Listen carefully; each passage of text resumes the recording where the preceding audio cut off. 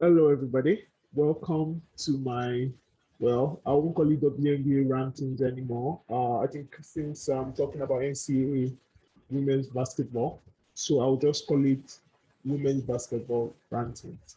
The college season is back, and it's been really, really good. And I just want to talk about it as I always do. I have thoughts even though nobody listens, but might as well just put it out there. Um, Better than not thinking it anyway. So that's my thought process about this channel. All right. So I watched a couple of games. A little bit of background for me and NCAA basketball, so that so just so you everybody understands my where my head is and my level of understanding of the game. I do not understand the game because I'm new to it. So please, as I talk, I might say some things, but that's just what I do. I just talk. So take it with a grain of salt. I started watching NCAA basketball last year during the tournament. So I started watching it at the tournament. Uh, that the first day of the tournament, and it was a really good tournament. I mean, I think I watched almost all the games because they were actually quite interesting. There were a lot of upsets, even though I had no idea like which was good. But I did know that, of course, there were top 25 teams, number one seed, number two seed, number 10 seed, 16 seed. So it was fun to watch a lot of nice upsets. The storylines were very interesting. The athletes were very interesting. And I can now see why, watching that tournament, I can now see why a lot of people say, oh, NCAA is more exciting than WNBA.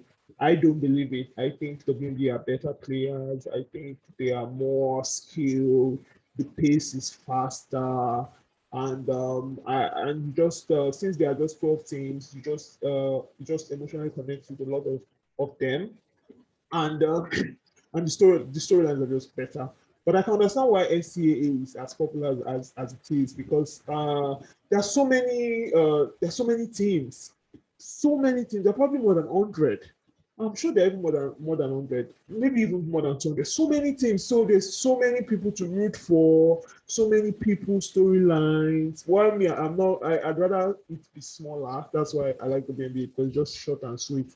We are not following so many people, but I can understand why a lot of people have a broader connection to it because I mean, it's either you are from this state or you're from this school or you're from this side or your family member is from there. So there's so much connections to it. So I can understand why a lot of people feel that it's more exciting, and it is good, but I won't compare it, and I really don't want to. I'll just say that I understand why it is as popular as it is. And I can just only imagine how big, if women's basketball is this big, I can just imagine how big.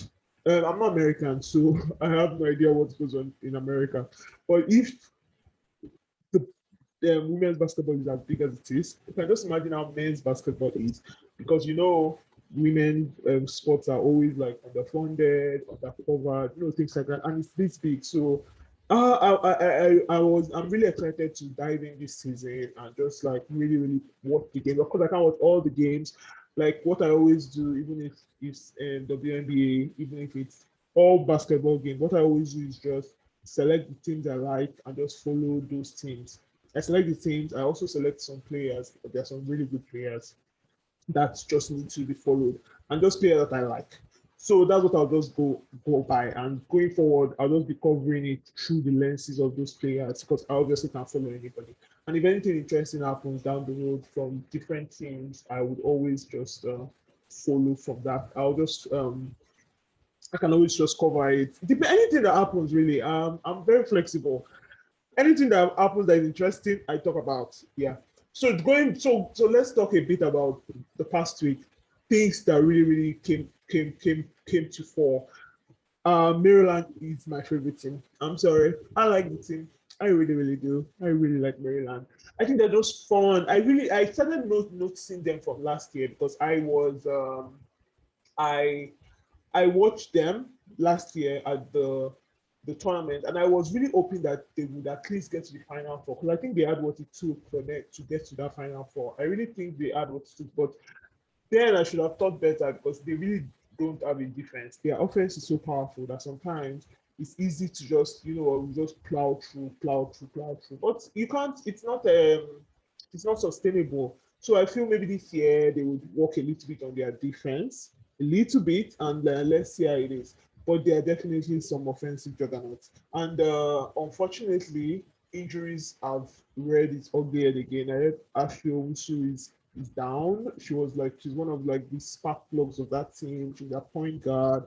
She's one of the really, really key facilitators, and I really like her. And I really hope she gets better, and I hope it's not season ending. But team that I'm looking out for this year, definitely Maryland. Number two, Connecticut. So my favorite teams is between Maryland and Connecticut. I like Maryland because organically I just fell in love with the team. But Connecticut is, well, Connecticut from my Seattle Storm connection and my love, eternal love for the GOAT, Sue Bird. I've watched all Sue Bird's games, like not just in WNBA. I've also watched a lot of our college games. And let me just tell you, the game between um, Connecticut and Tennessee, the final of 2000, that is one of the greatest basketball games I've ever seen in my life. Uh, as in, I've watched a lot of basketball games, a lot, but that game is the best I've ever seen. Not that the game was, it wasn't nothing special. It was in 2000, so all the crazy moves right now have not been there, but the passion at which those two teams played, I've never seen a game like that before. Anyway, that's just sidebar.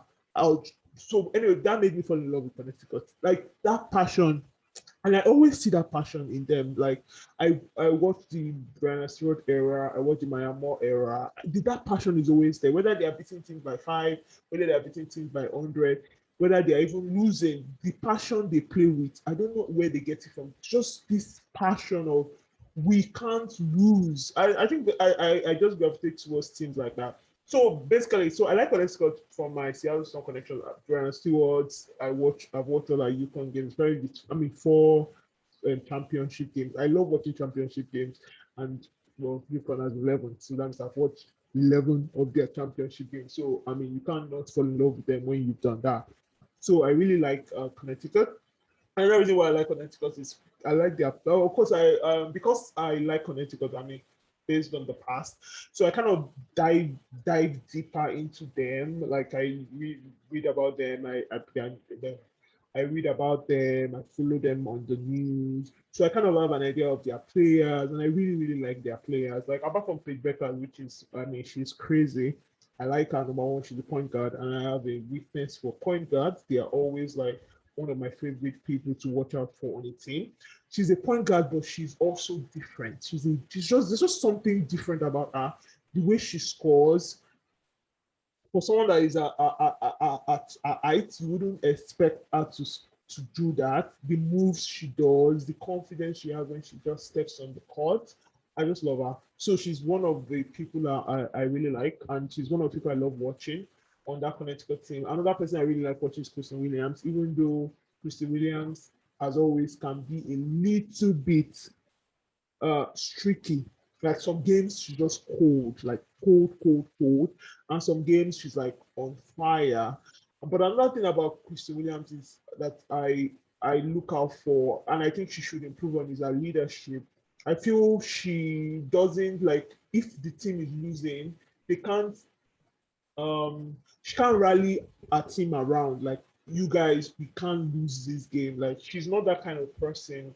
Like, she's just, okay, my team is losing, okay, let me try and score. But she doesn't try to encourage our other teammates to like rally around. And I think that's what Paige Beckers does. She just finds a way to just bring in all her team members. That's what I found out, but I could be wrong. But that's just little I've seen, where um, she's more of a solo kind of person. But she's good, and I really like her. I really, really like her. So that's then Camille. I love Camille. I just love her intensity. She's just very intense. Then there's so many good players on that team that I feel that they might really really have a chance at making a run for it. Will they win? I don't think they will, but I feel that they will definitely be the fighting chance. So let's see how it goes. So that's a Connecticut team. I'm really interested in.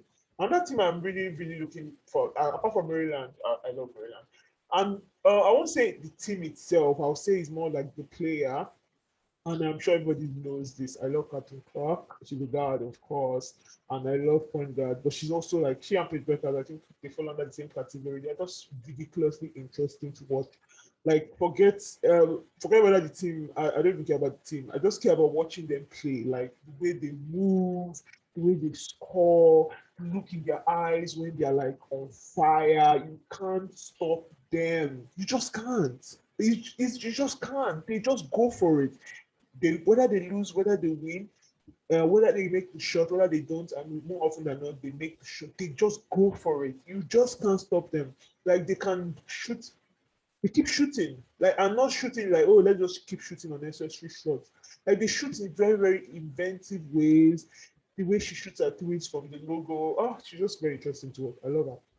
I really, really love her. So she's one of the people I'm looking at. Because of that, I've started watching Iowa games. Not really an Iowa. I don't really know much about them, but I mean, it just takes one player to bring in a spotlight to a team, and that's Captain Clark for Iowa.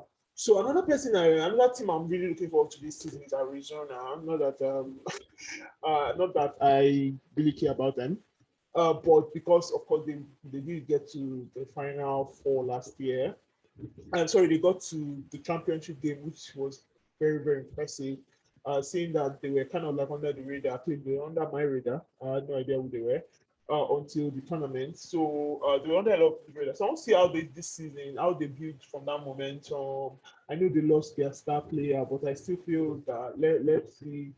I liked I mean they did and they upset Louisville, which that Louisville team is just a lot of things are just different from last year. Like you lost a lot of your star players, who's going to step up. Because most times you already know who's going to step up because of the tournaments. Like for South Carolina, you know that Zach Cook, Alia Boston, um, they're going to like come into their own this season and that chance for redemption.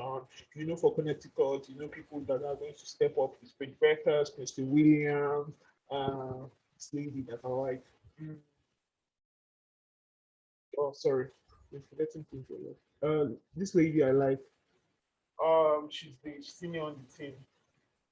Hold on. Lady.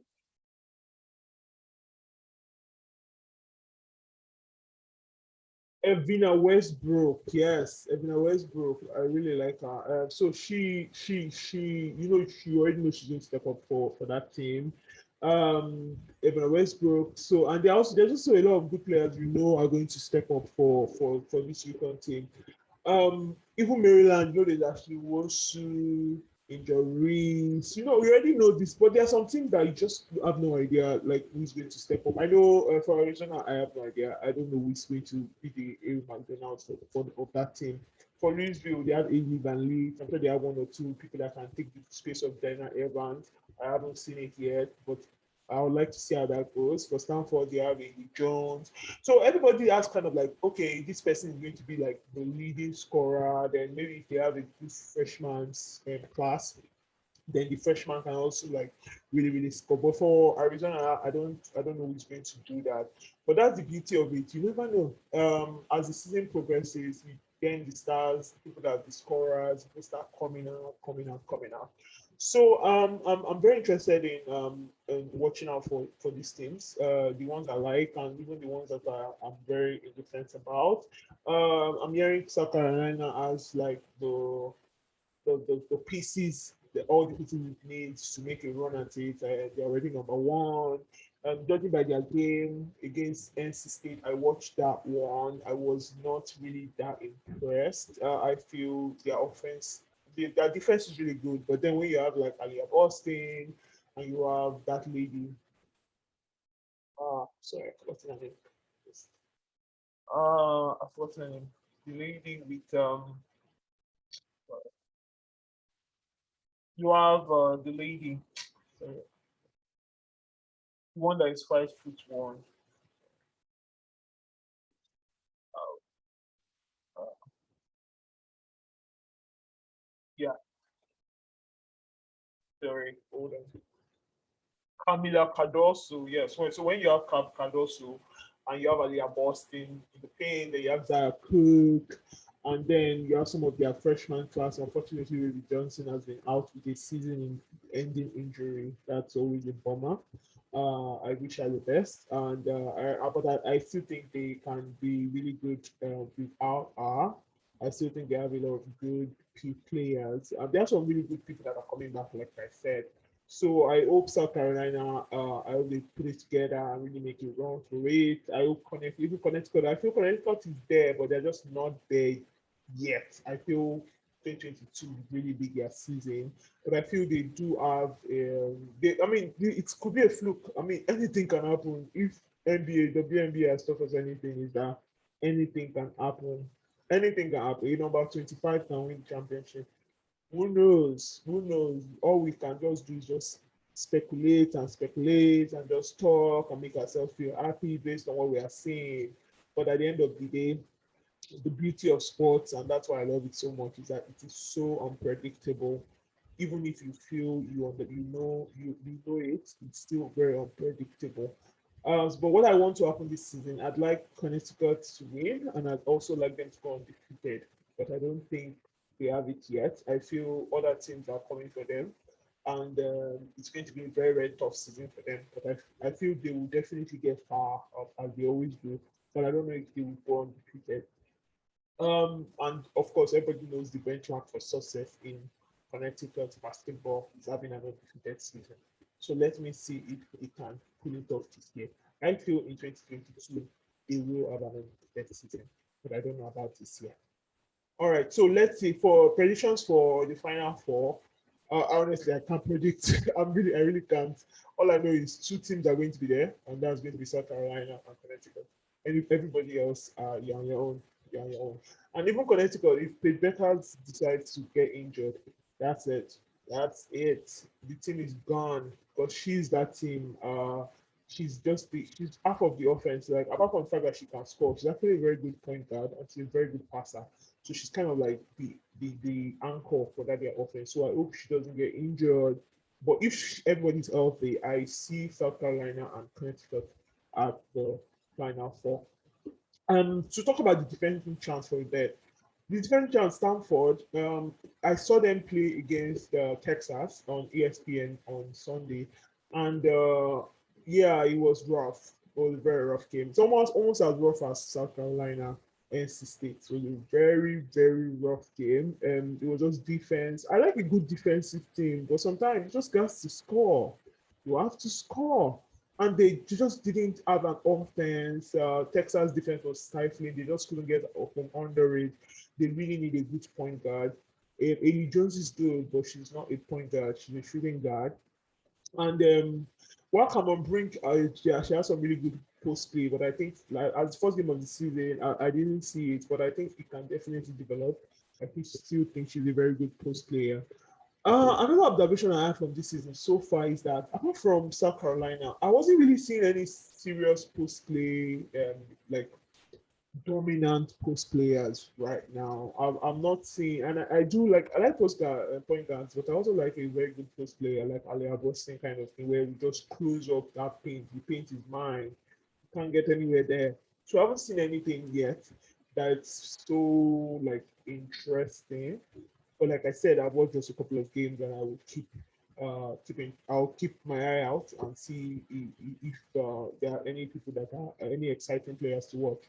Of course, every team has like some really, really good player that they feel they're not talking about, but you can't. I only like if anybody comes to my attention, I check them out. If they're good, I'll definitely give them a shout out. So that's it for it's a very short one. just wanted to go through the teams, my team that I'll be watching out for: Connecticut, Maryland, Iowa, definitely.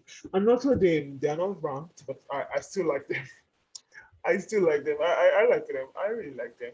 Maybe because of their I did. I mean, they had this crazy battle with Connecticut. They won championship in 2018. I mean, so I definitely looking out for them, and I hope they can get ranked. I hope to see. I think they're rebuilding, which is understandable, but I hope they can get ranked this year, and I'll be looking out for them to see how if they can make it to the top.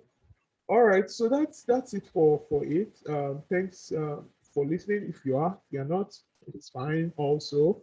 And I'll see you at the next game. I'm very interested in this battle of the Atlantis between Connecticut and South Carolina. I think Oregon and I think Minnesota. Some funny teams.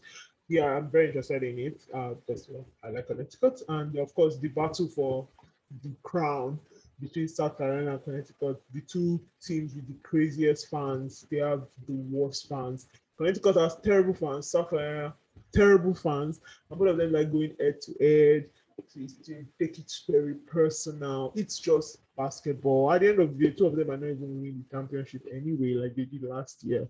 So everybody just take a chill pill, enjoy the games, enjoy the rivalry. Don't take it too seriously, just enjoy. And that being said, I really do want Connecticut to win. All right. Thanks to everybody for listening. And I hope you have a great day. I would have a great day too. Thank you.